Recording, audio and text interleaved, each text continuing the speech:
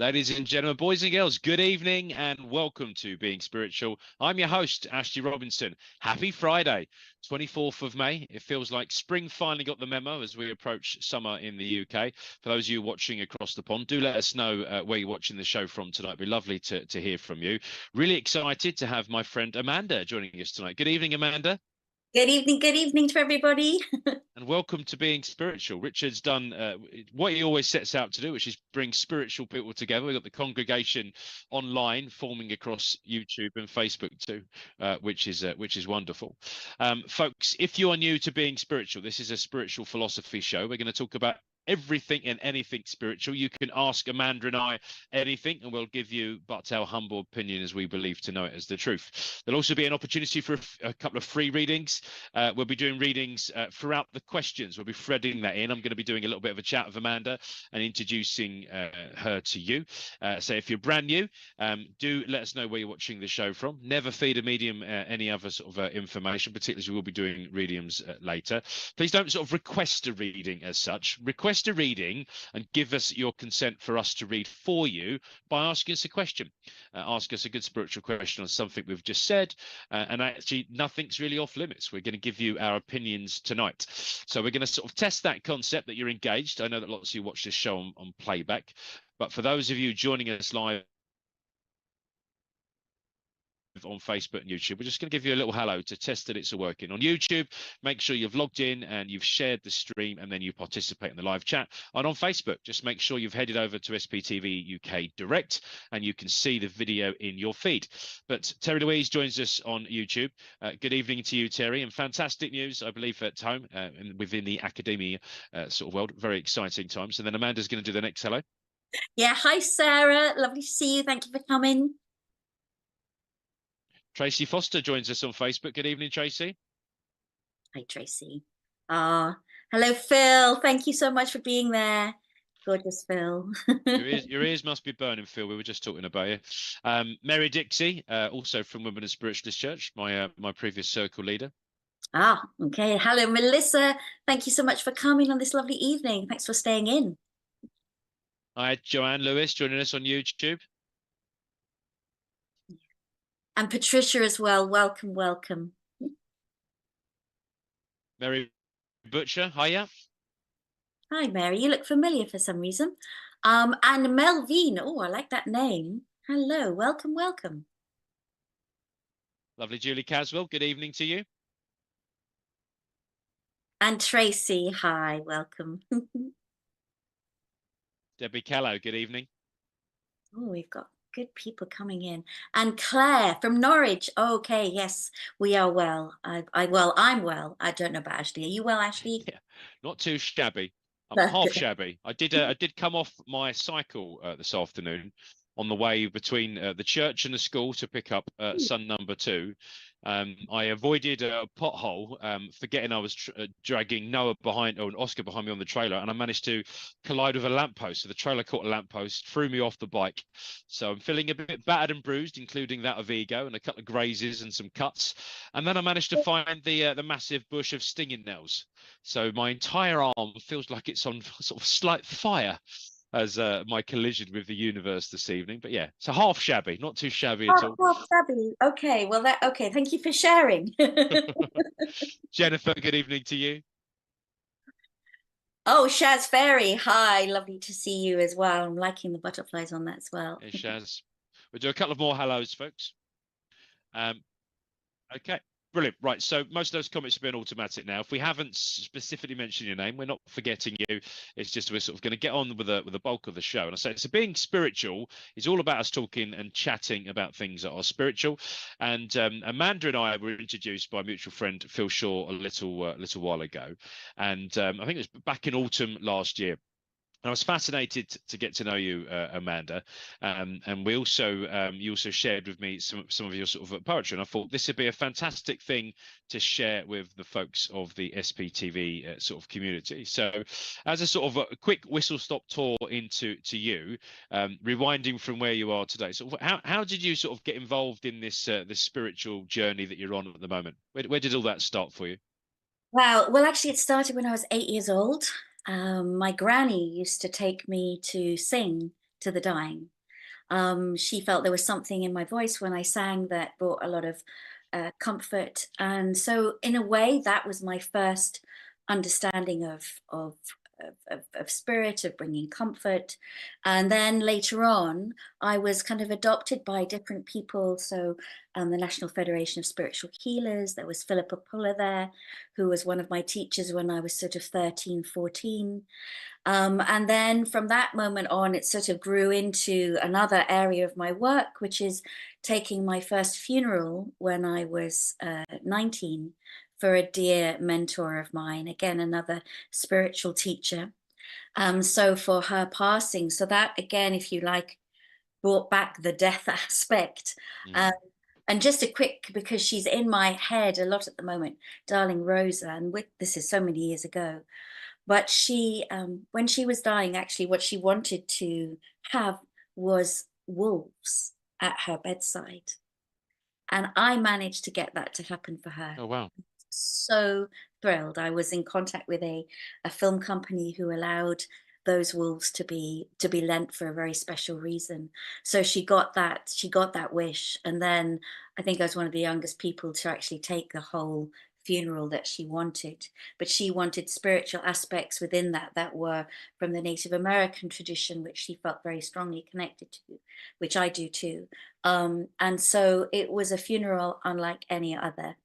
So that, yes. And then later on, from after that, I've always run healing lodges for people, and my whole house has been a place where people could come and receive comfort and support. And then I also work with those who have gone through tremendous trauma and deep grief. So the work that I do around that is very much around helping with the frequency of sound and the comfort of song to awaken people to their spiritual gifts as well as bring that comfort. So I know sound is very much in the media at the Yeah, moment, and the power of sound, but I'm sure that you understand that being able to receive sound and also being able to give sound, whether that's in forms of love or reading or mediumship, or being able to sing songs that do that work for you otherwise. So sometimes I'm a bit of a spiritual medium when it comes to providing the right song to sing a song for someone when they're dying, that seems to be, how did you know that was the song? How did you know that was the song that I've loved or brought me comfort? So I'm slightly wonderful. different in the way that I work. And then just to end up with the sort of the spiritual work that I do, I run women's retreats. So I'm a red tent leader. Um, I'm called a medicine woman because I work with sound storytelling, shamanic aspects, which means about bringing in and appreciating the energies and energetics of the earth. I'm very much multicultural, so that all of the different aspects of what you would hold in one specific tradition as a celebrant means that I can bring into a funeral or a ceremony, whether it's a world peace ceremony, other elements that are right for different individuals. So it gives me a freedom to do that, which I actually really enjoy.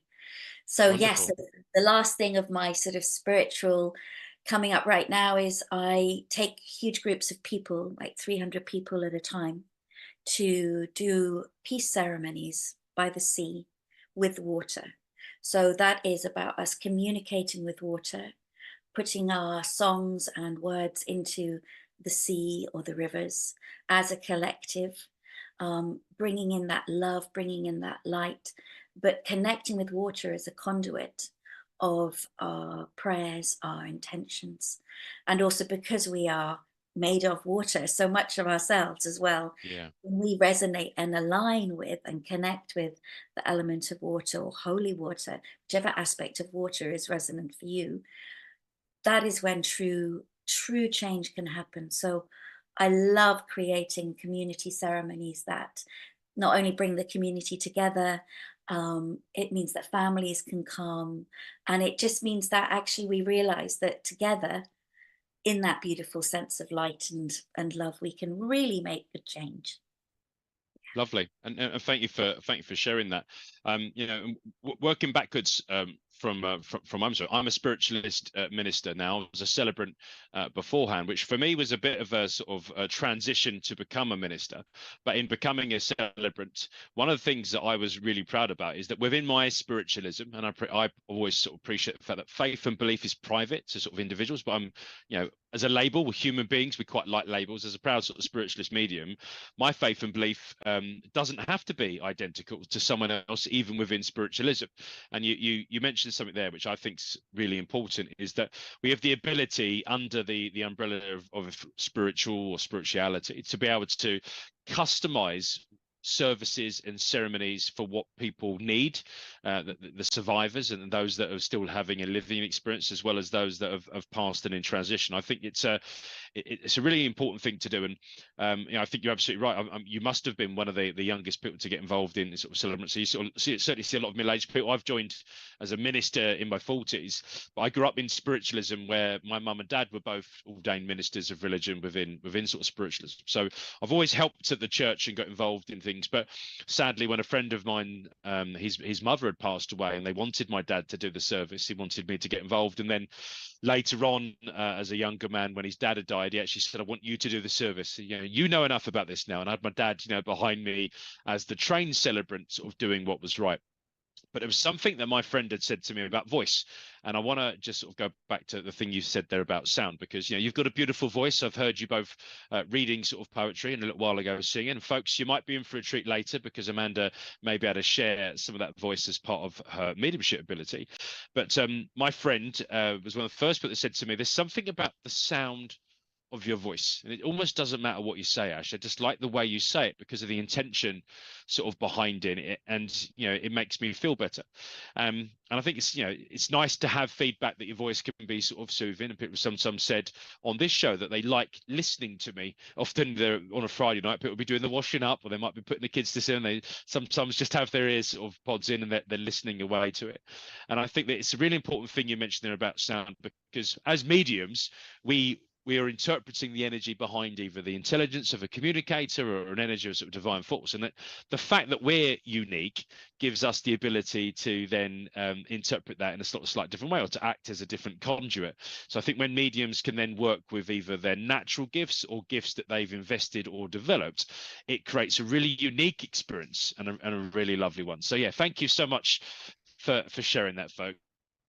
And you've got an idea now about some of the questions you could sort of put to Amanda and ask her a bit more sort of about that, or about that sort of journey. I wanted to ask a little bit more about the medicine lady. So I'm also a leader of retreats. In fact, Richard supports me in our annual spiritual and psychic weekend retreat. We're off to Stratford upon Avon in October. A few of the people watching the show join us for that. But my grandfather formed an organisation called Life After Death Promotions in 1982, so about 42 years ago.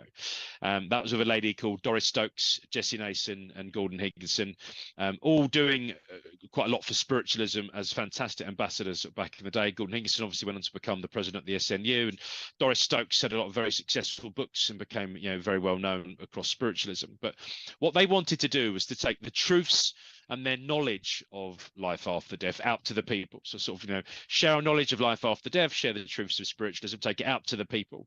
And my grandfather did loads of different things, from dinner and dances on the River Thames and cruises to, hiring small halls and putting up mediumship nights. And then the weekend sort of retreats was this idea of just giving people a bit of a break and then surrounding yourself with like-minded people. So that evolved into what's now called Spirit Seeker. It's a real privilege to be able to bring people together. And then what we do with SPTV, and we had that fantastic opportunity during the pandemic, was to sort of take that message, continue to share our knowledge sort of online. So yeah, I'd love to know a little bit more about that sort of medicine woman sort of side of you. But the shamanic stuff has always been something I've been fascinated with. One of my guides, claims to have lived a life in Virginia, America. We'd describe it as now in the 1700s with Native American sort of tribe. I've also had lots of good spiritual friends and mentors that have had that. And I took part in my first, I think it's called a rape ceremony a little while ago with a shamanic or shaman.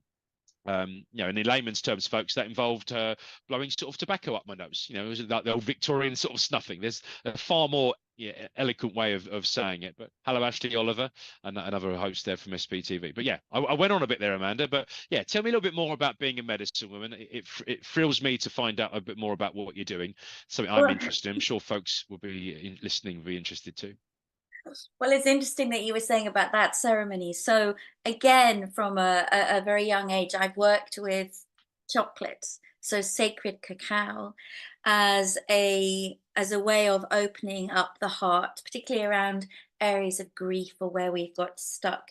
So the cacao is like chocolate, but obviously without any additives, and it is the cacao that I have and use is very, very, very Yeah, beautifully. but I drank that after the rape ceremony.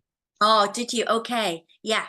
So it's definitely a beautiful combination, and it really helps people to feel, I think, connected to the earth, because one of the reasons why I think so many people are mentally distracted, not only with screens and everything else that we're on, but not so many people are as connected to the earth, nature, as perhaps we used to be in the Mm. olden days, and the cycles of nature. So part of the understanding of a medicine woman is about being able to lead people through ceremonies that correlate with the seasons, the times of the year, when to stand barefoot on the earth, how to get your circadian rhythms right by, getting up when it's the time of the rising of the sun, for example, can really help, a drug-free way of helping some of the mental imbalances that can come when literally we've just lost touch with what I would call, Mother Earth.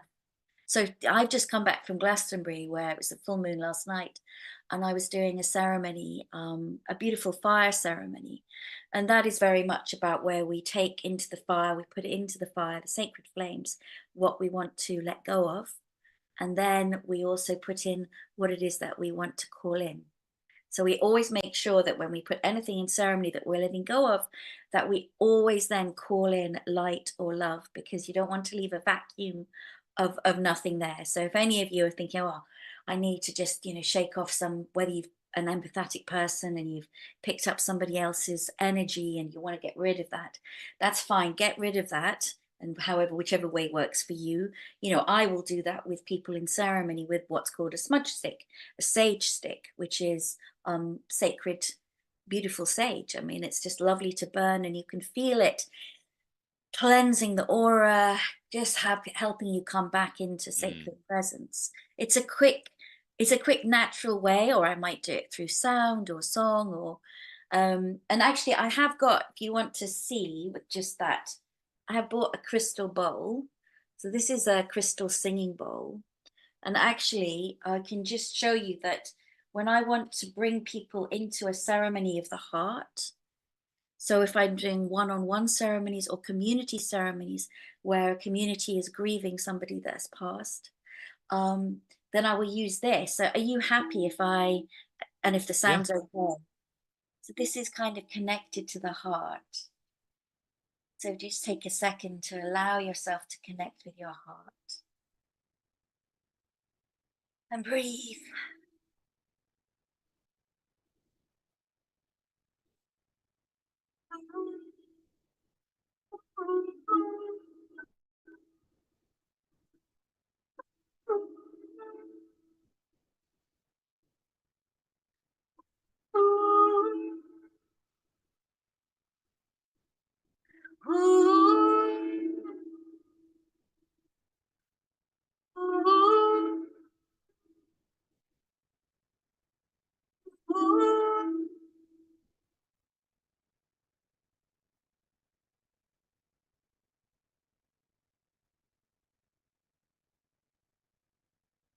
It's a very gentle way of Yeah. bringing you back into circle, into presence, into connected with your God. And for me, when we use the word medicine, medicine comes in so many different ways. The medicine of dance, the medicine of joy, the medicine of remembering, reconnection. So I am not a medicine woman. I've been called a medicine song carrier. So when I channel songs for individuals as well, that's something that is been a gift that I've had from a young age. and I can't really explain why I have that or how I have that, other than, as you know, the power of our voice means that Yeah. can understand. We don't have to understand the words, but we can, all of us, and that's what's unifying. We can all of us recognize the communication that's within a song, whether it has words or not. So yeah. Excellent. Great, thank you.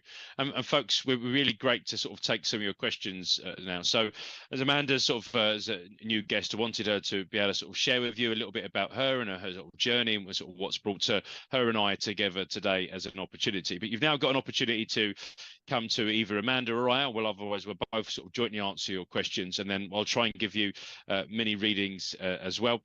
We know that a few of you are brand new to sort of the being spiritual sort of process, if you like, tonight. So it's more of an interactive show, folks. We rely on your questions rather than just doing mediumship. But later on tonight, we'll do some adverts. We'll tell you about some of the other products available on SPTV. For example, every Saturday night, we've always got sort of mediumship right from 8 o'clock. We've got lots of different shows and offers for you sort of throughout the day. But I think it was Tracy sort of new to this concept, hadn't seen it before. This is more of an opportunity for you to ask questions about sort of spirituality and questions to Amanda and I.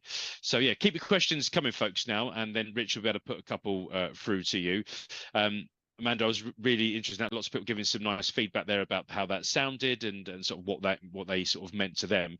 And you've mentioned before that you use sound as part of a sort of healing process. Now, Debbie was saying, does it use a lot of energy for spirits to come through and give us messages? And do they only have a certain amount of time? Now, we were just talking about the different blend, if you like, as a physical medium, a human being to present that. So how would you answer that question for Debbie when it comes to the way that you work in terms of either the energy of the spirits to come through, and if they've only got a certain amount of time, how you interpret that and how you then communicate their intentions?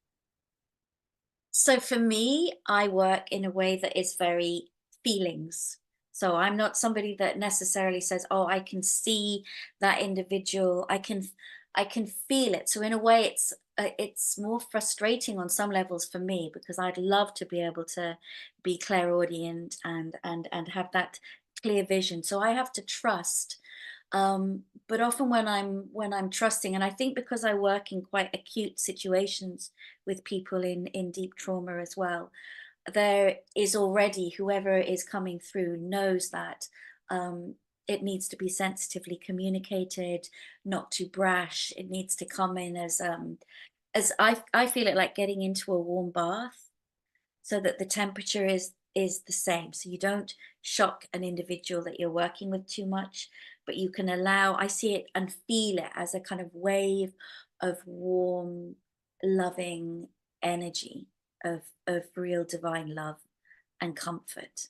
So that's how, for me, it's, and the timing, again, I always think there's a divine timing and there's a right time, and sometimes it's just two words that need to be said. Or sometimes, if you are just holding someone's hand, they can feel that it doesn't feel like your hand, it's the hand of somebody else that they've loved or missed. Yeah, that's a nice way of putting it. And Debbie, for me, I always understand the sort of the spirit world as not necessarily being a different place, but just being a place within this place, and the personality of the person that had that human experience, that personality continues to live and have a life after the change that their body's gone through, that we call death. So in terms of the amount of time, they're able to sort of communicate and be that personality all the time. I think that when we talk about heaven or the spirit world, if we were to sort of use layman's sort of language about dimensions, if planet Earth and the human experience was sort of in that third dimension, then I think that the spirit or heaven world is probably around the fifth. And it's the fourth dimension that I've always understood as like that period where, as a medium, we can meet the personality, that we can attune to that energy and they can attune to that energy, and there's like this sort of handshake that goes on. So I think that once the link is established, there is no sort of certain amount of time. The more that they have in terms of awareness and knowledge, both as they pass and the longer they're there, the longer that if you like, the more that they can do, the more that they can influence. They don't necessarily then have to only communicate in that sort of what I call as the waiting room or the limbo. Sometimes I physically see and hear spirit, and Amanda sort of about feeling, and sometimes they're able to influence me on that third dimension sort of world. Other times I'm using my mind's eye, and I'm sort of finding that space in my mind's eye where they can influence. So I think it doesn't require an awful lot of energy for them to come through, but it's like a walkie-talkie. Imagine that I've got one, they've got one. We both have to work out what frequency we're on. We have to attune to it. We have to then have a little bit of a practice, and they have to get used to using the radio. So, Debbie, your loved ones in the spirit world now can hear you, can sort of feel your intentions, and certainly anything you dedicate to love. In terms of how you then directly listen to them, that just takes a bit of practice. So yeah, I think the physical energy definitely requires more. Like, I love physical mediumship and asking spirit to influence this world physically with noise, rappings, tappings, knockings, other sort of influences. I think that takes more energy. Ectoplasm and mist and all those things that can be produced, I think definitely requires a lot of energy. So Debbie, hopefully that answers that question for you. I've just drawn a card for you, Debbie. Which is the number 12 fortune card. So you can see here, there is a seeker. There they are, ascending a winding, rising staircase. And that card is all about you getting what you're looking for, about you finding fulfillment in for that what you're seeking. You will find. There's the treasure chest at the top of the card. For what you've been looking for, it will be there. So I want to sort of say that this treasure chest for me is about information. There's something you've been sourcing out. I was hearing the word information, intelligence, data. There's something you've been asking. There's something you've been seeking, and you will feel fulfilled, because this card sort of is that measure of success. You will achieve that success. The words I was hearing, I was seeing the Irish free leaf clover as well, about luck. May the luck be with you, the luck of the Irish. I don't know if you'd understand that phrase, and that would make sense to you, but there's a combination of being in the right place at the right time and taking one step at a time. So where you are right now, you can't see the top of the staircase, but if you look over your shoulder, look how far you've already come. Keep on keeping on, onwards, upwards, rising. You've got this. You will be fulfilled. There will be success, good luck, persistence, and an increase in that wealth of knowledge. So that's just a quick card for you there. Amanda, anything you'd like to add for Debbie? I just wanted to say it's interesting about that saying about having a certain amount of time. So, Debbie, what I was going to say to you is the understanding of being able to extend time. So sometimes it's a superpower that we can all have. We can pause, we can ask to sort of pause game. We can allow, think about when we were children and when the summers used to go on for ages and ages and ages, our experience of time. So maybe what I would say to you is, when you feel rushed or overwhelmed, is to actually take that moment to feel like a child. Give yourself permission to have some 6-year-old you time, and maybe find a flower or something that brings delight to you, and really just take 1 minute to examine with the eyes of innocence and wonder what that flower has to offer you in terms of color, perspective, whatever it is that you feel. And then just feel that moment of how time has just grown for you. Have a try with that, see what happens. Lovely. Thank you, Amanda. And thank you, Debbie, for asking the first sort of question. So keep the questions coming, folks, and you'll get a bit of a sort of a blended answer. Debbie just confirmed that, thank you so much for that. My son, aged 25, passed last July. I had an awful reading this week, very sort of traumatizing. We're sorry, Debbie, that you've had that experience, and hopefully you've had some upliftment there from Amanda and I. But sending you lots of love and light, Debbie. And I hope that you will get the answers you're looking for. So Judith says, could you explain the benefits of going barefoot onto to Mother Earth? Yeah, great question there, Judith. And I was talking about my little son, Oscar, today. He's only 2 now, but any given opportunity to take off his shoes, regardless of the temperature, he has that. And I feel like for him, it's really important for him to feel the dirt, the sand, and the sort of thing. He's definitely seeking that connection. Amanda, what do you think? Well, it's all about what we call earthing. So you may know that there are sort of grounding sheets that you can buy for your bed, and it's about getting the magnetism of yourself correctly aligned. So actually, when we've got bare feet, the energy from the earth, from the soil, the frequency of the earth can reach us much more clearly than if we are constantly encased in shoes and boots and whatever that we're wearing. So actually allowing yourself, not only is it a good adjustment, and even again the science, although this is like a natural normal practice for those that come from maybe tribal traditions, etc., even the science, if you want to explore a little bit into that, will show what that means and how important that is. But actually, for just that moment of connecting to yourself in connection to Mother Earth, some people find it really hard to be barefoot. And sometimes that is because they also find it very hard. They're suffering from grief, particularly around their mother. And when we come back into stepping bare feet on Mother Earth and allowing ourselves to receive that energy, and then receive the light, the love, the blessing, whatever works for your particular religion, faith, belief. You are a true connector. And when you feel connected, to connect spirit, you have to be earthed to bring it out into the wider world. So if you're not, then it's going to fall on, it's not going to have the same impact than if you're actually truly connected in yourself and comfortable in this life. Because a lot of spiritual people, and I so understand that, and I've definitely been one of those, it's much easier to be in the other realms a lot of the time. But actually, where the true bigger gifts can come in as well is when you can stand firmly in the earth, speak your truth or the truth that's there for others. And standing barefoot on the earth helps you feel who you are in your heart. So again, try it.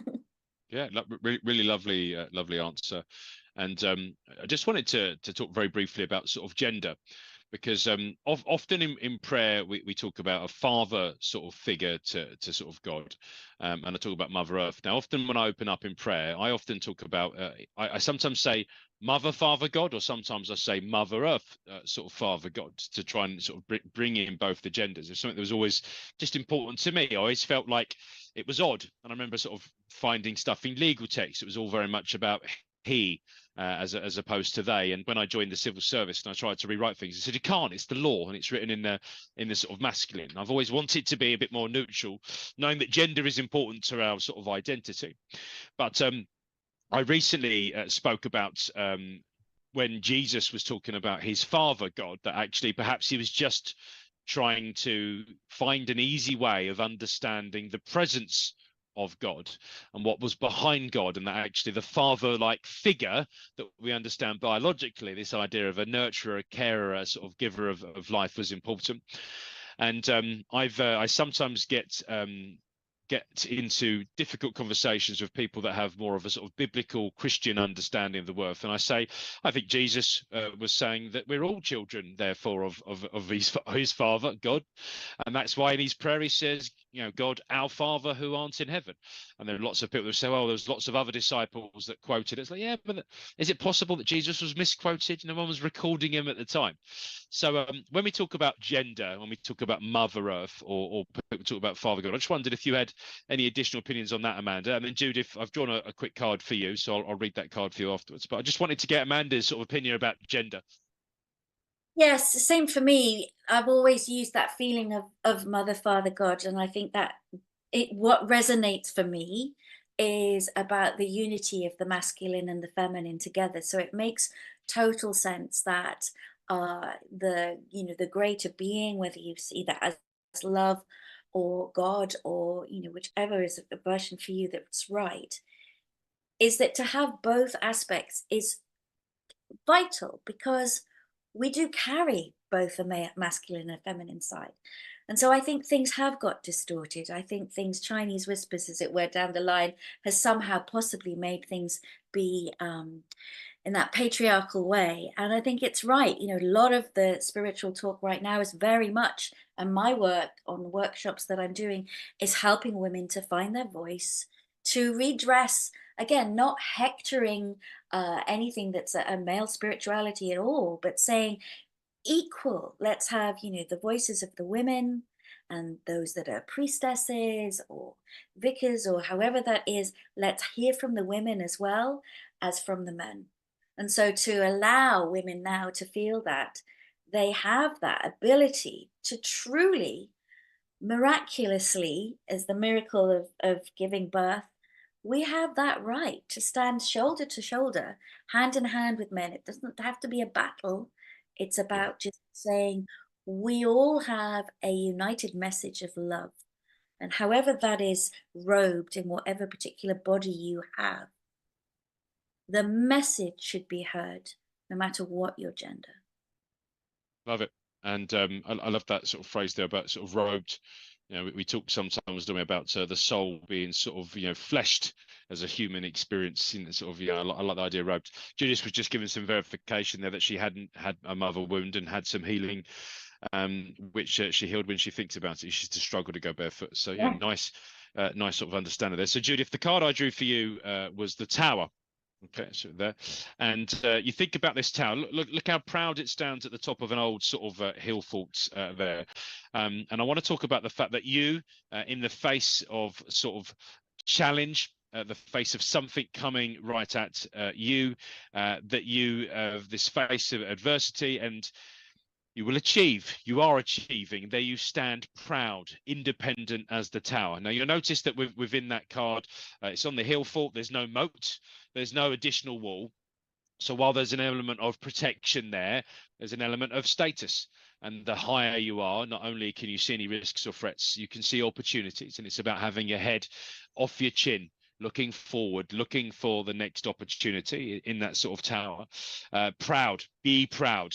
No visible door in the tower as well. So an opportunity there to decide who you're going to allow in, who you sort of, who you're going to keep away. And that you can stand in absolute harmony. Now, often with that sort of tower card, it can talk about the pride that goes before a fall, and whether or not there was an element there about you regoing that, like counting back your mojo. Sometimes when I think about that sort of tower card, I think about something that's happened in the past before a fall, and that actually a slip, trip, fall was an opportunity for sort of standing. And interestingly, we were just talking about gender. When I take the tower as a card in a gender way, I always think about it being more masculine. Sort of a masculine sort of energy surrounding that there, but unconscious mind sort of beneath. Just so onwards, forwards with that. So, Amanda, anything else you wanted to add for Yes, Judith in sort of closure? yeah. I really important. Thank you, and I'm going to say thank you. Thank you for healing that mother wound. If all of us collectively were able to have the courage to face the shadow, to face the parts of us that are wounded, and collectively start working on our inner unity and unification. I really want to honor you for doing that, because I know that was hard, very hard. And I just want to send you, transmit to you just a two lines of a song that's a channeled song from the mother.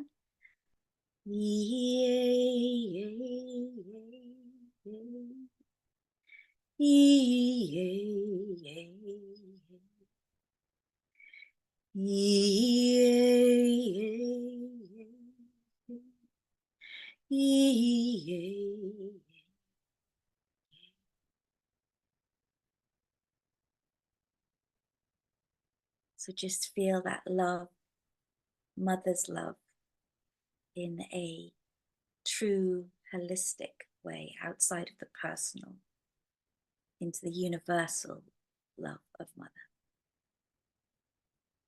Lovely. Thank you, Amanda. And thank you, Judith. As you just said, lovely readings there, blessings and gratitude. Right back at you, Judith. Very much appreciate. So yeah, keep the questions coming, folks. Great to interact with you in this way. So Terry says, when we go to spirit, we're told we can choose to return for a life of learning, but we plan this in spirit. If planned, why are we told we have free will? Why choose a life with so much pain and hurt? Really great question, Terry. And I think it spans a couple of different subjects there. It sort of talks about that concept of reincarnation. I often use the word incarnation to describe now. There's a conception, and then we incarnate once the sort of the birth takes place.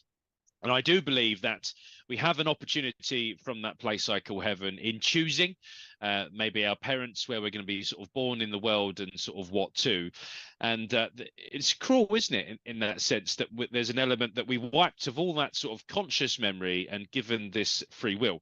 And you need someone to talk about sort of astrology and destiny, sort of rather than me about sort of free will. But the way I sort of have understood it is Friday night for me used to be about blockbusters, Blockbuster Video, and I would date night with the wife, and we'd go to Blockbuster Video and we'd have a quick look through. And we might have heard about some of the things we might enjoy, and actually, if you imagine in heaven, there's like the equivalent of Blockbuster. So you hear about some of the things that are quite good, you want to do that, and when you're on Earth, you want to have that experience, you want to do that. But you then go for the sections, don't you? What do I do? Am I looking for a good romantic film? Am I looking for a romantic experience? Am I going to choose perhaps my first life is going to be this? Now, I do think the reincarnation is possible. That's my first belief. I don't think it's an absolute. I don't think everyone will reincarnate on Earth. I think some people would do it tens of thousands of times. I think that there's an element of you deciding to do that. I think there's a lot of people in the spirit world that were like, why would I go down to Earth? That looks really difficult, really challenging. Why would you want to go and do that? And that actually, assuming that reincarnation is possible, perhaps it is purely just for experience. We've got a scrapbook and we're trying to get in as many different experiences. But my friend Ralph A. Steadman used to talk about karma in an answer to a question like this. And he used to talk about the fact that within the spirit world, there is a pathway of progression open to everybody. But nothing negative can evolve, can progress.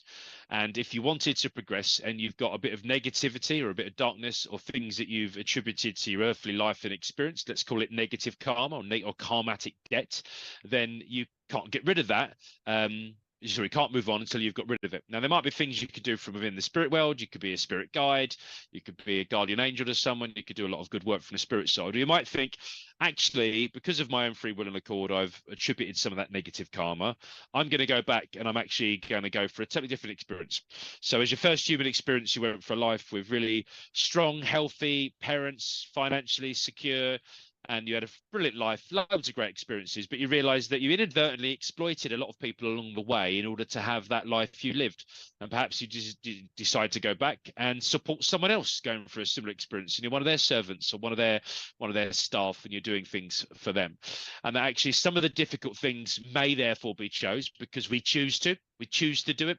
Maybe we're going to do a life and experience where we're going to help, and we choose an incredibly difficult life for the experience. The thing with destiny and that Blockbuster Video for me is that because of free will, someone else's free will can mess up with our element of destiny. And I think there is a path of progression through this earthly experience, like a piece of elastic that will pull us through, roughly hitting off all of the major milestones that we're intended to do. But because of our free will, if we take up a hobby of jumping in front of trains or buses or something dangerous like that, we might limit that earthly experience. And I think there are physical things that happen on Earth which are in accordance with the absolute law that can sometimes mess it up as well. And I think that sometimes illnesses and sometimes physical conditions change. And of course, if someone is mentally ill and they're a psychopath and they're evil and they're a murderer, maybe it was their destiny to be that evil murderer. Maybe because of a physical condition on Earth, they've become mentally ill and have become a psychopath. Not necessarily have to be mentally ill to be a psychopath, but I'm just giving you an example of a couple of flavors. That ends your destiny prematurely, and you find yourself going back, perhaps because of dependencies. And I'll just finish very briefly by saying that just marking on the 5th of May, 12 months since the passing of my godson, who was 21 years old, who died by suicide. And I've asked lots of questions to Spirit World. This has been a huge test of my own faith and belief system. Was that his earthly experience? Was it pre-planned that he was going to have 21 years? Or was it as a result of his dependency on alcohol and drugs to overcome some of the bad things he was facing in his life, some of the pain and sort of self-medicating? And I've had sort of really conflicting messages because a lot of the time I'm just sort of told you're not meant to understand it all right now, but all will make more sense when you see him again. There's also elements of, yes, there are elements of his life he did choose. And then because of free will, that led to him to make a decision to end his life prematurely, to go back to that place I call heaven. So, yeah, I think all of it's possible. And I haven't specifically asked your question. So that's because I think we're still working it all out. But I absolutely believe that we take personal responsibility in this life. So focusing back on this incarnation and this life, we are very much in charge of it, but we can't control the other people around us. And sometimes we'll collide, sometimes we'll blend with other people on their free will. And actually, the way that we react to things, I think, is often part of our free will. We talk about that serenity prayer. But actually, everything that does happen, I think there's an element of that meant to happen. So even if we didn't plan it, it will all be worthwhile in that overall experience. It will make us the person. So went off on a couple of different tangents now, planted a couple of other seeds, Terry, about a few other sort of subjects, but hopefully give you a bit of a flavour about what could be possible. Amanda, what are your thoughts on these subjects?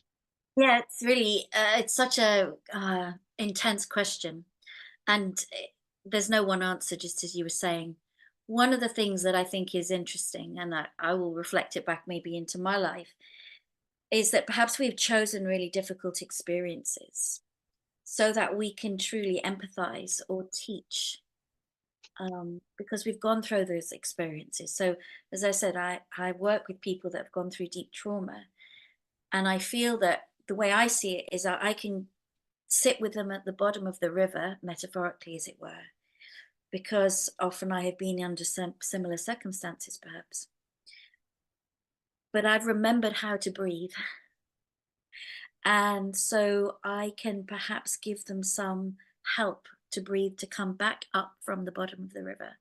And I wouldn't have been able to have helped if I hadn't gone through those circumstances. So, as she was talking about the poetry that I write, and I write very profound poetry that tackles often very deep subjects, but it's done in such a way as a poetic journey to allow people to feel the resonance of the pain, but then to take them enough to feel what the experience is of coming up out of that.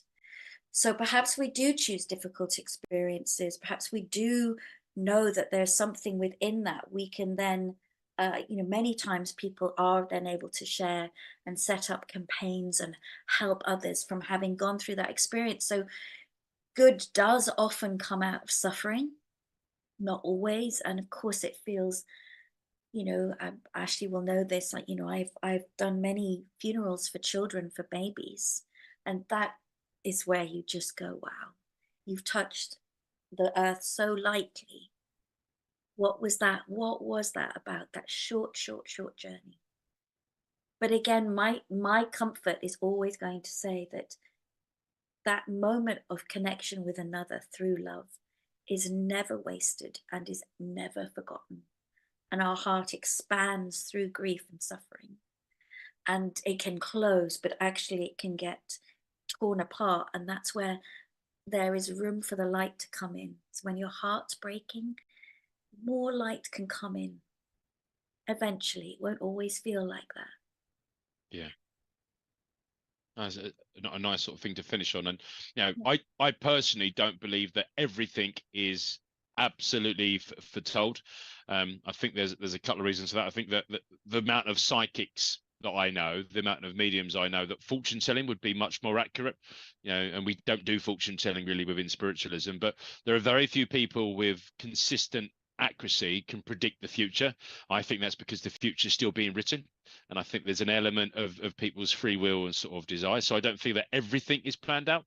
I do think some of the big things can be put in. My wife and I can both cook. My wife's a much more accomplished chef than I am. We can start with the same ingredients and come up with two totally different things. And I think that life can be a little bit like that. And I think they can be big things. I think that if you think about the personality of me, the personality of my wife, it could have been that we were going to do what we can to meet in this earthly experience and fall in love. Perhaps we'd done it before, we'd done it again. Perhaps we're doing it in a different gender and we wanted to experience that. I think that my children that have been born, my three boys, I believe they chose to be in our lives, and they waited for that sort of opportunity around conception and incarnation to do it. I believe there were two little girls that would have joined our family had the physical circumstances of my wife's early pregnancies allowed, and we're led to believe that my wife's health wasn't strong enough and she wasn't able to carry girls, and rather than the energy of that conception continue to try again, they decided to grow up in the spirit realms as what could have been. So I think all of it is possible, and we don't necessarily therefore get it all right, and that there's this free will. But live our best possible life. I think experience everything along the way. Choose how to react when we have the ability to do it, and try to give everything else back to the universe. I think. But Kim has just asked us a question there as well. And just to finish, Terry, I drew a very quick card for you, which was the sun. I mentioned at the very beginning of the show that success. This card for me is all about success. It symbolizes confidence and success and the influence all around it. And it's all about the consciousness and the power of the intellect. And I think that will make some sense for you. Kim says she's enjoying it, and after following for 2 years, we're still learning so much. So Kim, that's really great to hear. I know that not everyone that joined at 8 o'clock necessarily knew what they were going to be in for tonight, and I hope that those of you have stayed with us are enjoying it. I'm learning. Every single day I take a spiritual advancement, and I'm listening to Amanda, and I'm learning, myself. And part of what I've always said on this show, Amanda, is that I'm going to give people what I believe to be the truth, and these are the truths as I've sort of come to know them. But I caveat it with them the fact that it's still very much my opinion. It might be opinion based on the facts I've come to know, but it's sort of my opinion, and my opinion changes. My opinion is influenced by my guide team. Not all of my guides agree with each other.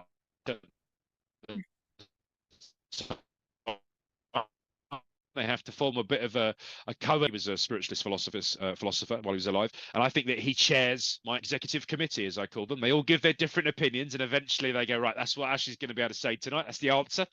That's the answer we've all sort of gone through. Right, Gaz, Healing Hands Gaz says, why do some mediums say we only have one guide supporting us while others claim we have many? With such diverse and contradictory opinions, who can we believe? Shouldn't there be a consistent answer? Gaz, good question. I mean, you could argue that both are right, because if everyone has at least one guide, then everyone that says you've got one guide is right. And then those that say we've got more guides are potentially right if they can also see it too. So I think that if everyone is, and you're saying that most mediums are saying you've got one guide supporting you, I think we do. And I think that we have a guide that is with us from our conception through to incarnation, right through to that change we call death. A principle guide. Some people talk about and have different words for it or different understandings. Some people talk about them as their guardian angel. I just use the principal guide, the person that's with me for that earthly experience. And like teachers, Gaz, teachers come and go. So, when I was in primary school, I had a teacher with me for a couple of years. And then at high school, I started off with a form tutor. And then for maths, I had a maths teacher. And for IT, I got an IT teacher. So I believe that different guides come in at different times of our life based on what we need. And they work with us. What I thought was my mediumship guide was someone that worked as an interface. And actually, it was probably 15 years after sitting in circle that I realized there was another guide behind the guide I thought was my mediumship guide. And although I like to think I know a lot about my guide team, and I can tell you little bits about their last earthly experience, I still can't tell you a lot about what I think is my principal guide. I believe I have one. They don't have an identity in the same way that some of my guides give me their last earthly experience. So I'm still learning more about that. And I think that that's absolutely fine. Knowing that there's something greater than me, powering me, influencing my intuition and my instinct is a thing. And going back to the question that Terry asked about, destiny, I do imagine that, let's just say that planet Earth was like a bit of an exhibition, almost like planning to climb Mount Snowdon, the highest point in Wales.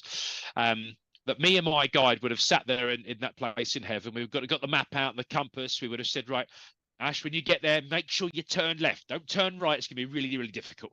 Stay left. And actually, when I left and I was like, right, I'm about to be conceived, they were like, Godspeed, Ashley. Here's your walkie-talkie. Remember, I'm you here. And then actually, as soon as I was born, all of that knowledge is gone. And they sort of therefore almost like on a roller coaster with me, constantly trying to whisper, waiting for me to pick up the walkie-talkie, wait for me to remember they're there, to ask them for directions. All of that, I think, is possible. So hopefully the consistent answer is there is something greater than us. And the consistent answer is we all have a guide, and that actually different guides could come into our lives at different times. But Amanda, what do you think? No, I think it's such a great question again. And I think what's coming to me about, when you're saying, should there be a consistent answer, is that whoever is delivering a concept or a reading, I see it like those, you remember the magic eye pictures? where you had to look at something and then you could see something. So imagine that it's like a big magic eye person for somebody, and so they're only able to see the things that come to the fore through that. Um, and that's why I think maybe there aren't a consistent answers there, that people just see a certain amount of that magic eye people, and then as they progress or whatever is right, comes through a little bit more. And also the other thing about the consistency of an answer, I think it's we're constantly changing, like you were saying. We have the opportunity of, well, I could go left or right. What's going to happen with my life? So also within the spiritual realm as well, I think there could be allowance for that to happen too. So there is so much more than we know or understand. We can't ever say we have all the answers, thank goodness. So for me, I'm all right when there isn't consistency, because I'll go along with the magic of the mystery, and I will come through with a question of, well, I'm curious. I'm curious if that is right for me as an answer right now. And I'm curious to see if perhaps it isn't the right advice for me right now. Yeah. Love that. And I love the idea of the magic eye poster, because we're all staring at the same answer, but we're seeing different things in it. Yeah, I think it's really good. And you can tell a lot about the different art mediums, and you know, I know what I like. I'm not really an art connoisseur, but when I've been to galleries, you see the conversations that people are having and what they see from the artist's sort of impression of something, which I think is really important. And for those that have watched this show a few times, Richard and I have used artificial intelligence to do an artist impression of guides. And I ask my guide team to work with someone else, Gaz, for example, to say, right, Gaz, get your guide to communicate with my guide, and I'll try and give a physical description for Richard to whack it in as an algorithm for artificial intelligence to give an artist impression. And I think it's a nice, fun thing to do, but you've got no absolute way of knowing how sort of true it is. So I've said to Richard, the next experiment with the artificial intelligence is to do that with my mediumship. I'll describe a communicator, and someone can go, oh, I've got a photograph of that communicator, and it was good evidence, and the picture looks nothing like them all. So that's the next phase of that. For those of you joining us at Stratford upon Avon, that's exactly what Richard and I will be doing in October, is trying to give you some artist impressions using artificial intelligence. But guys, I've drawn a card for you. We'll see if Amanda's then got anything else to add as well.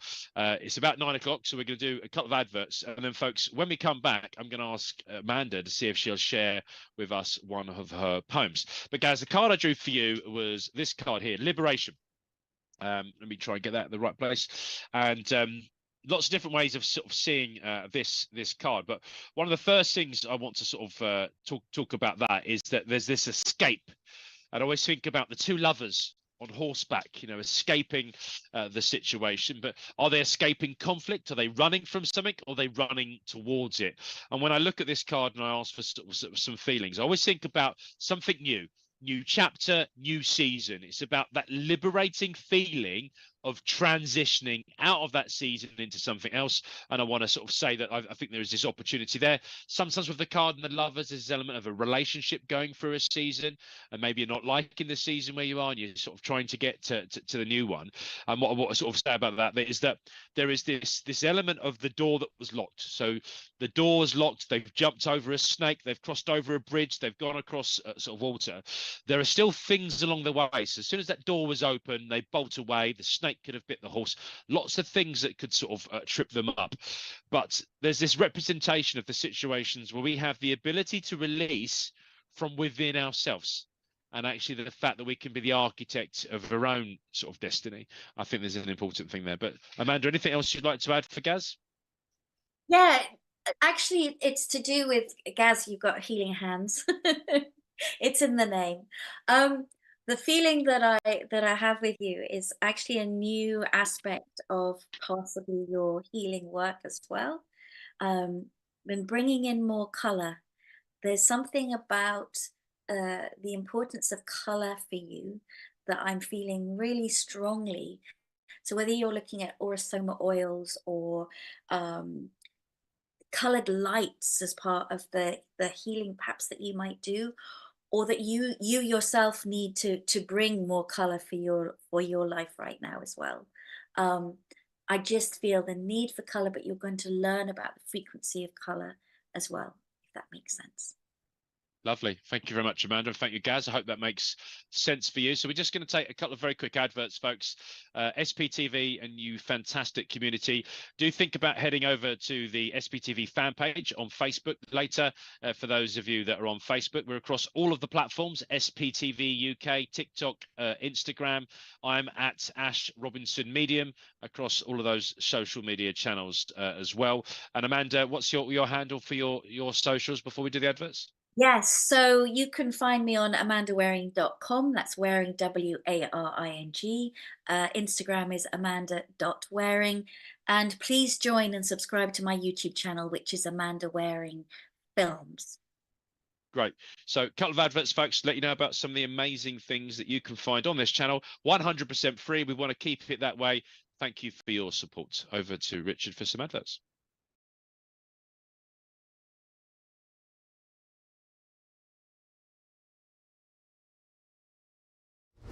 Help Spiritual Psychics TV grow our TikTok channel.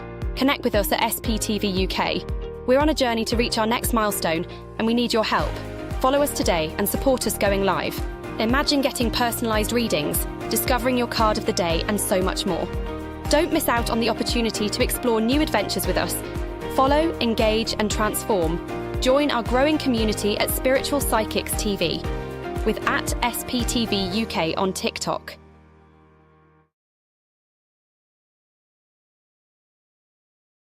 This Sunday from 11 a.m., Wimbledon Spiritualist Church hosts the Divine Service, with online and on-location readings.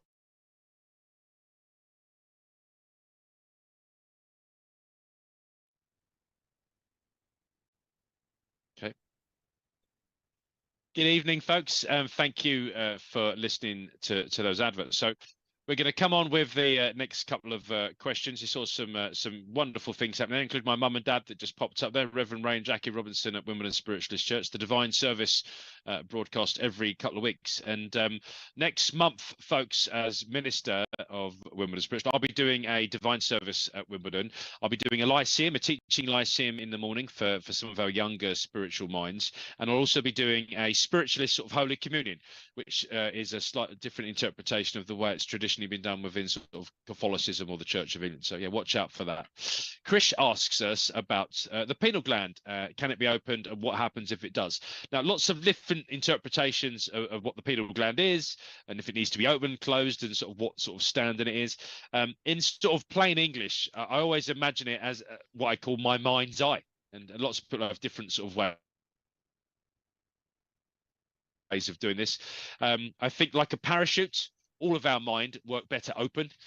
So it has this sort of idea of being open to explore the art of the possible, to recognize what's there, to recognize that consciously we have to tell different bits of our brain to sort of be used.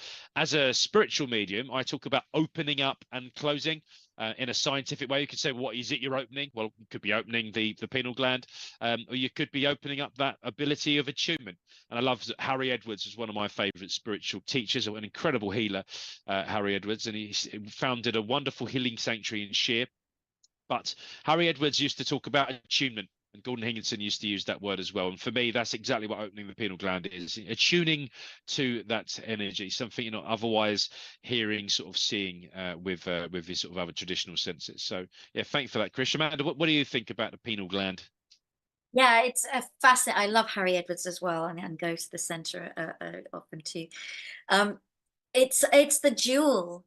So I think this true that within our pineal gland we have gold. I think this is right. I'm hearing about this.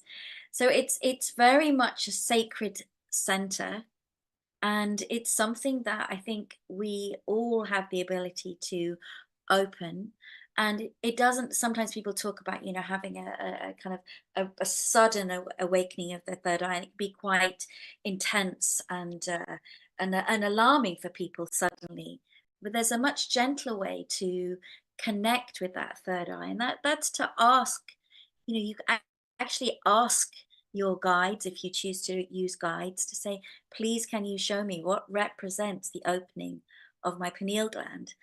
And again, for me, coming back to that is a concept of the daisy that opens up to the sun. So if I'm working on opening the pineal gland and then feeling that that beautiful energy, and then also knowing that the daisy needs to close down when it gets dark, and that you allow yourself to just close the petals.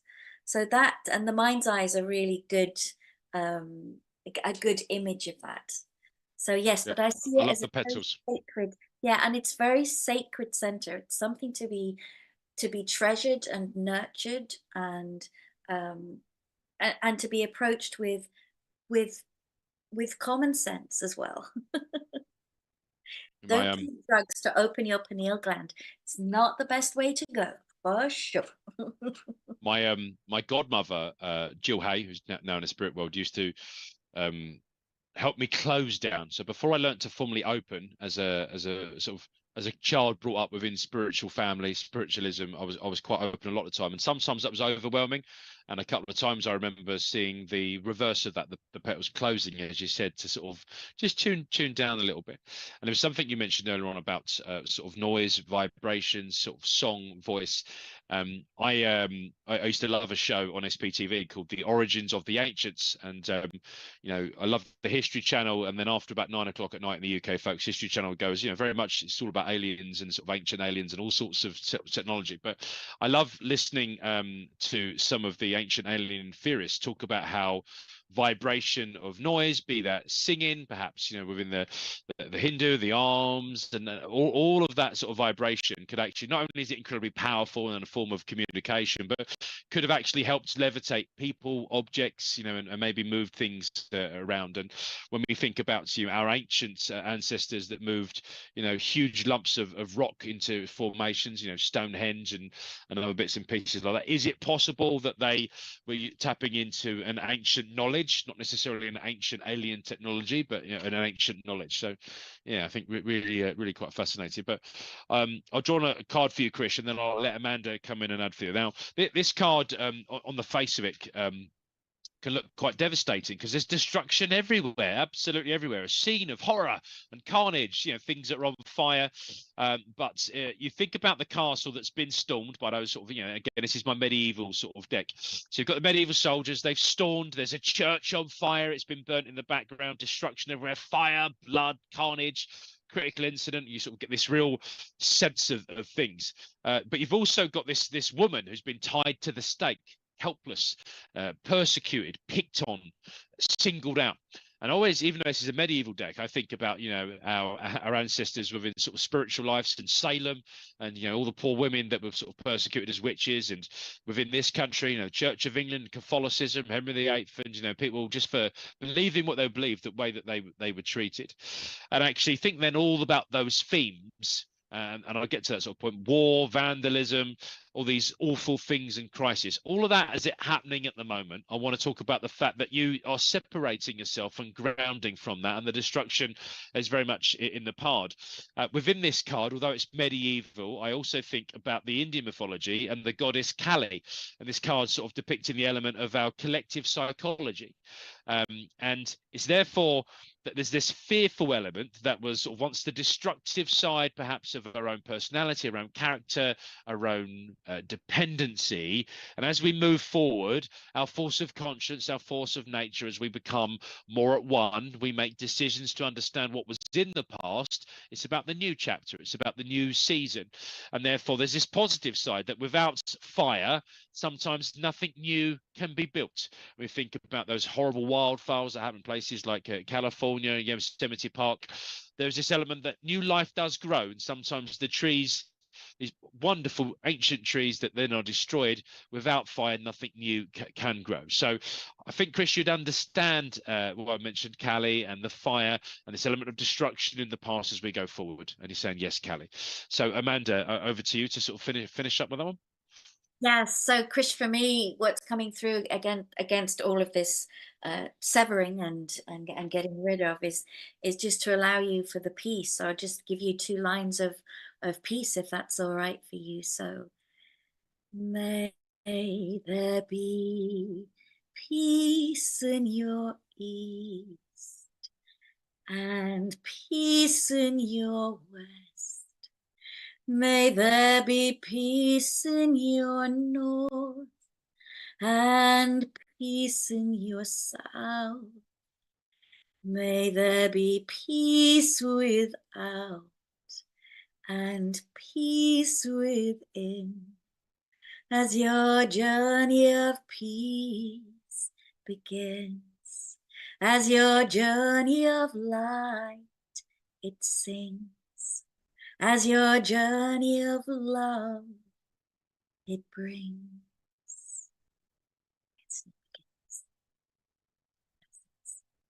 Lovely. And Chris was just saying there, yes, to sort of new beginnings. And just before we went to adverts, folks, I said that Amanda might be prepared to share with us one of her poems. Amanda, you got something you'd be able to share with us tonight? I have. So I've got my book here. It's called Be Welcomed, and it's a poetic journey. And this is how often do we welcome ourselves to our own heart? What do we, we're always seeking answers, and maybe we're going to look for answers outside of ourselves. And this is about welcoming ourselves back. So it's called The Welcome. Welcome to you, child of the seas and the trees and the earth and the stars. Medicine child, awake to the quake of your joy dance, your entrance, your birth. Bring forth your gifts, your magic, your ways, and live in beauty all of your days. Held in ceremony, ritual, and rhyme, sealed with love so deep and divine. This is your time. Feel our call. Be witnessed, held, and loved by all. Child of all time, welcome.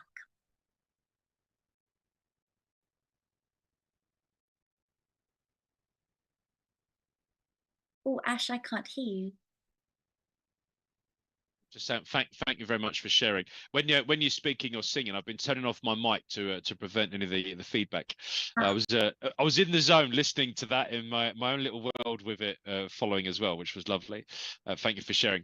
Now, Amanda, in the UK, you're based in the sort of the south of the country, and you're appearing at a couple of sort of centres and venues in and around that area now. So for people that are based in the UK and can get down to the south coast, you've got a couple of things I think happening fairly soon.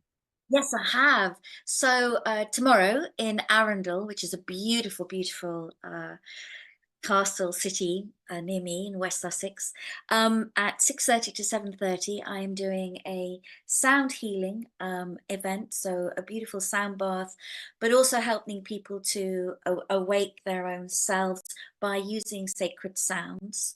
So that is 6:30 to 7:30 at the Victoria Institute at Tarrant Street.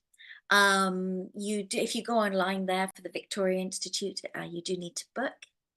Oh, thank you, Krish. I can see your comment. Lovely, good. And also I'm doing at the beautiful, fabulous Green Door Centre near Chichester in Bosham. It's a beautiful retreat centre, and that is on the 28th of June. I am doing Awaken Your Inner Dragon, which is about awakening your power, your connection, again, using sound and voice and poetry and storytelling. So it's a 3-hour, 2-hour workshop set in a very, the Hamblin Centre it was originally. So John Hamblin, that obviously is possibly known in the spiritual community as well. A lovely energy there. And then what I do is I see people individually from my own home. I work with different retreats, and I see people on Zoom and online, also to do individual ceremonies, or for you to take different weddings in a different context, perhaps. I've just come back from marrying a lovely couple under a waterfall and a full moon.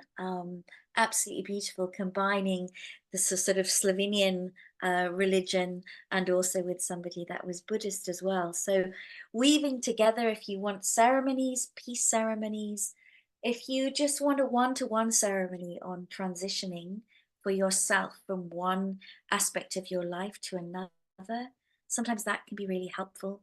And as a death doula and as a celebrant, I also train others how to do that. So I have another website, which I should have said, the SussexSweetRetreat.com, and also all my work on books on end-of-life care, and really how to care for ourselves whilst caring for others is theheartofcare.co.uk.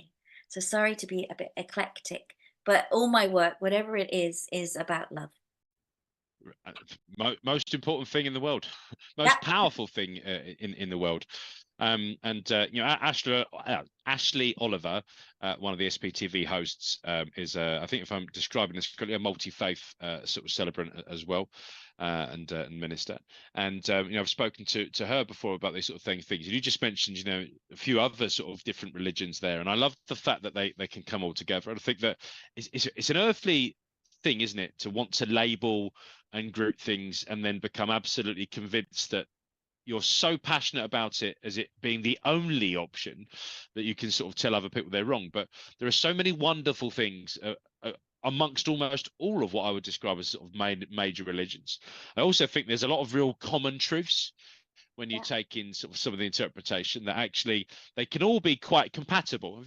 I'm probably being a bit sort of bold when I say 70%, but you overlay all of them, and maybe amongst the fringes it becomes a little bit more spicy, but there's a huge compatibility, particularly around love. You know, the powerful thing. So yeah, thank you for sharing that. Lots of great feedback for you there, Amanda. People loving the words that you're sharing as well. So folks, we appreciate you doing that. We've got time for another couple of quick questions and readings, folks. If you're gonna get them in, it'd be really great to better do it with you. I've loved having you all as an audience tonight. We really appreciate what you do. We do hope that you continue to subscribe to the channel and you receive those notifications. Now, Mo May says, how does Spirit learn the skills needed to come through to a loved one via a psychic medium? Great question, Mo. So when I transition to the spirit world, the likelihood is that I've got a working knowledge and I'll just start doing it sort of straight away if I want to. But I didn't know how to do this. So when I was being brought up as a human being, my parents told me about it. And then when I was old enough, I sat in a circle to learn. So I think all of that can be possible in the spirit world as well. But in terms of skills, I just want to sort of say that, you know, we've all heard Amanda's voice today. I think she's got a beautiful voice. I can sing to you, but it won't sound anything like that, and I don't think it would sound nice. I have a real trouble in making my voice make the noise I want it to, and it doesn't come out in any real sort of harmony. The game my family will say I play is guess that tune, because the tune I think I'm making is not the tune that a lot of people can hear.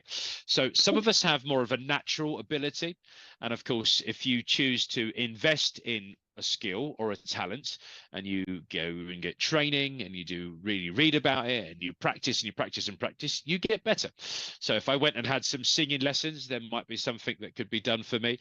But the idea is you invest in it and you can nurture those sort of skills and talents. So yeah, some sort of training, education, awareness, learning, all of that absolutely possible, I believe.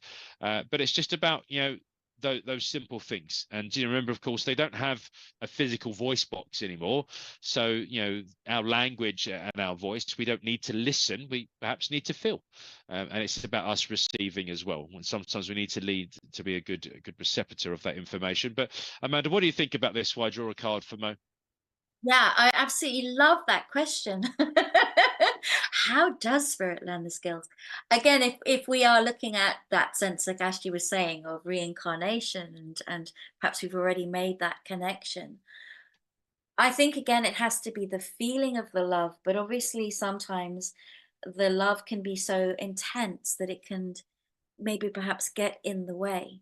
So perhaps what spirit has to do is to unlearn rather than learn. So unlearn how to be perhaps maybe disconnected from the passion and the need to communicate. Just like for us as well, sometimes if we want something too strongly, it can get in the way. So maybe what it is about, like I said before, about getting in that temperature of a warm bath. So we meet halfway, and that's perhaps what, you know, that's what I feel that maybe spirit needs to learn. We need to learn to raise ourselves to that temperature, and they also need to learn how to be comfortable in the temperature that we've set our bath. Obviously, I need a bath right now. I'm I'm definitely, water's in my thing right now. I've had a really long drive, so I know I'm going to be A day at Glastonbury. Having a hot bath, yes. Yeah, I really want to soak in a hot bath as well. My body's aching. I think after I'm Yes, definitely feeling important. my age Oh, today. I think having come off the bike, the ego is a bit bruised as well.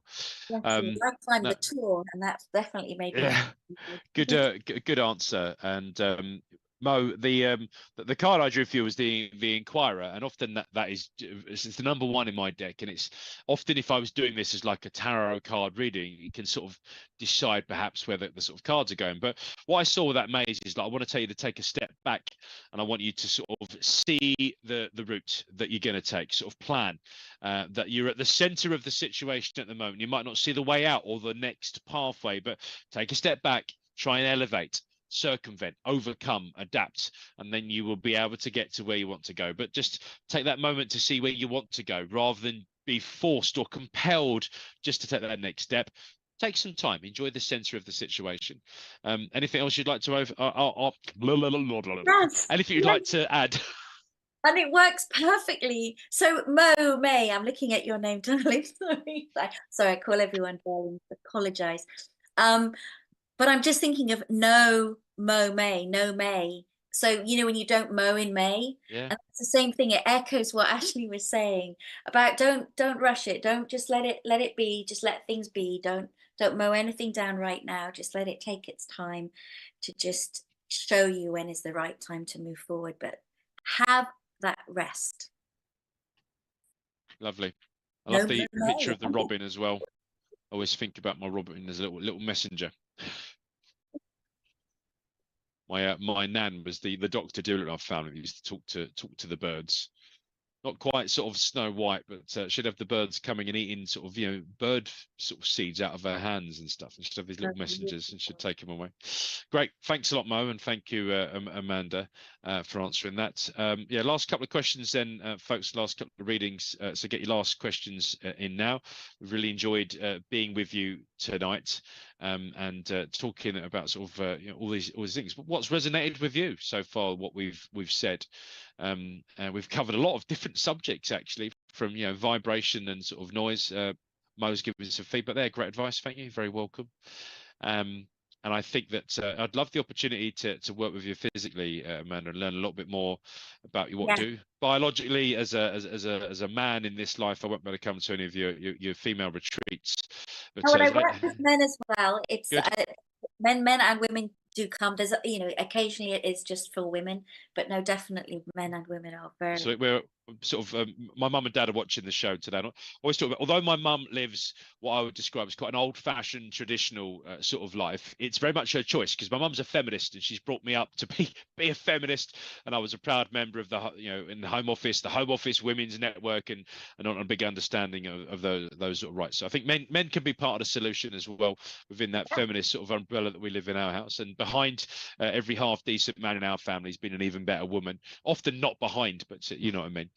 Right, Mary Butcher says, do spirit visit every day or just on special occasions? I mean, I love the way you've asked that question, Mary. I think that they can be around us all the time, not like in a spooky way, as in they're going to be in the bath later with Amanda and I. Not that Amanda and I are going to be in the same bath, but No. fraudulent slip. But this idea that spirit are an existence of that. Time doesn't mean the same thing to them it does us now. I think special occasions are often more important to us, and I think that I often say as a medium, look, I'm not a DJ. I can't take requests. I can't summon a communicator. And, when I met my wife, who's Irish and Catholic for the first time, there was this element of, we're not saying you can't talk to the dead, but we don't think you should disturb them. That's what we've sort of been told ever since we were little. And I said, I don't think I'm disturbing them. I think that they only talk to me if they want to. Otherwise, they don't talk to me. And therefore, I think on special occasions where we're sending out maybe that extra little bit of love, an extra bit of light, we're thinking about someone's birthdays and anniversaries, I think it's like a lighthouse. And I think the communicators sometimes are drawn into that. So, yeah, I think they're around us all the time. But I think on special occasions, they often sort of come close. From a church point of view, I've found that often when people come into the church, they might think, oh, I'd really like to hear from mum. Oh, it's her birthday coming up. Or we just had her birthday. And sometimes they go there because they're thinking of mum whose birthday's just gone. And you end up with evidence, and a communicator comes through and you go, oh, I've got someone here claiming to be your mum that says last month was really significant. She's taken me to the number 9. You go, it was her birthday on the 10th. And so I think that the communicators can be drawn in. And it's often about our intention. And again, my friend Ralph Steadman used to talk about dedicating a moment around love, unconditional love, to a communicator, and that often they would step back a little bit closer.